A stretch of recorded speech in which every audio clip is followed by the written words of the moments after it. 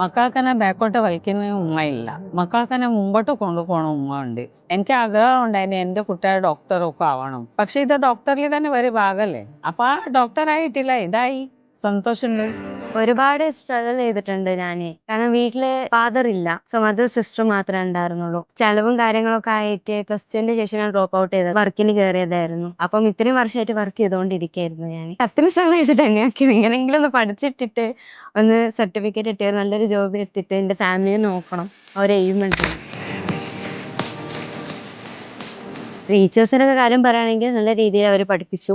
മനസ്സിലാവുന്നുണ്ടായിരുന്നു. ക്ലാസ്സും കാര്യങ്ങളൊക്കെ മനസ്സിലാവുന്നുണ്ടായിരുന്നു. ഒരുപാട് പ്രൊജക്റ്റും കാര്യങ്ങളും ഒരുപാട് വർക്കും കാര്യങ്ങളൊക്കെ തന്നിട്ടുണ്ട്. നല്ല വൃത്തിക്കായിട്ട് ചെയ്ത് പോയിട്ടുണ്ട്. വലിയ പ്രശ്നമായിട്ടൊന്നും തോന്നിയിട്ടൊന്നുമില്ല. ക്ലാസ് പോയി വരാന്നുള്ളൊരു ബുദ്ധിമുട്ട് മാത്രമേ ഉണ്ടായിരുന്നുള്ളൂ. കാരണം ബസ് ട്രാവലൊക്കെ ആയിട്ട്. അതായത് വേറെ പ്രശ്നമില്ലായിരുന്നു. പിന്നെ ഞാൻ അധികവും ഹോസ്റ്റലിൽ നിന്നിട്ട് തന്നെ പഠിച്ചത്.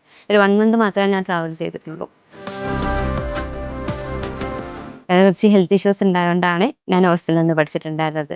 പിന്നെ ഈസി ആണത്. അധികം വർക്ക് ലോഡും കാര്യങ്ങളൊന്നും ഇല്ലാത്തൊരു മേഖല കൂടെയാണിത്.